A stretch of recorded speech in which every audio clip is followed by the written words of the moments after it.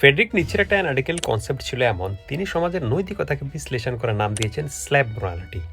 মানুষ জন্মগতভাবে দুর্বল না, সে বলতেছে মানুষ জন্মগতভাবে দুর্বল না, মানুষকে দুর্বল হয়ে থাকতে শেখানো হয় এবং একটা সময়ের পরে সে এই দুর্বলতাকে নৈতিকতা ভেবে গর্ববোধ করা শুরু করে। স্ল্যাব মোরালিটি মানুষকে ধীরে ধীরে ন্যায় বিচার চাওয়া ছেড়ে দিতে শেখায় এবং নিজেদের অধিকার দাবি করা থেকেও দূরে সরিয়ে রাখে, এমনকি রাগ প্রতিশোধ এই অনুভূতিগুলোকেই লজ্জাজনক অনুভব করায়। স্ল্যাব মোরালিটির মূলে একটি সাইকোলজিক্যাল ট্রিক আছে এমন, যে জিনিস ডিরেক্টলি করা সম্ভব হচ্ছে না সেটা মোরালিটির নাম বলে ধীরে ধীরে মেনে নিতে শেখানো হয় মানুষকে। এটা বোঝার জন্য ফ্রেডরিক নিৎসের এভাবে বলেন, মৃত্যুর পরের জীবনের প্রতি বিশ্বাস আমাদের কিভাবে ধৈর্য ধারণ করা শিখিয়ে দেয়।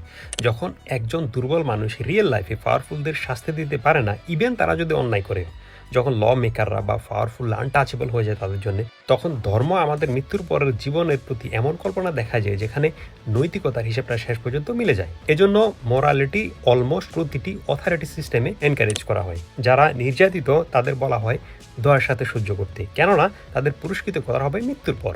মজার ব্যাপার হচ্ছে, একটা দেশকে এরকম মেন্টালিটির নাগরিকই পছন্দ, যারা স্ল্যাব মোরালিটির ভ্যালুকে একটু বড় করে দেখে। যে নাগরিকরা বিদ্রোহকে মোরাল ফেলিয়ার মনে করে, তাদের শাসন করা তুলনামূলক সহজ, যারা ভিন্ন মত পোষণ করাকে পলিটিক্যাল নেসেসিটি মনে করে তাদের তুলনায়। মোরালিটির পাশে একটা অদ্ভুত ক্ষমতাও আছে, এটা এমন জিনিসকেও নরম উপস্থাপন করে দেখাতে পারে যেটা আসলে দমন ছাড়া আর কিছুই না। আমাদের পরিবার ও ব্যক্তিগত জীবনে একই কাজ করে। অনেক পরিবারের ম্যাচিউর বলা হয় সেই বাচ্চাকে যে কখনো অভিযোগ করে না, আর যে বাচ্চার ফেয়ারনেস চায় তাকে ডিফিকাল্ট বাচ্চার লেভেল লাগিয়ে দেওয়া হয়।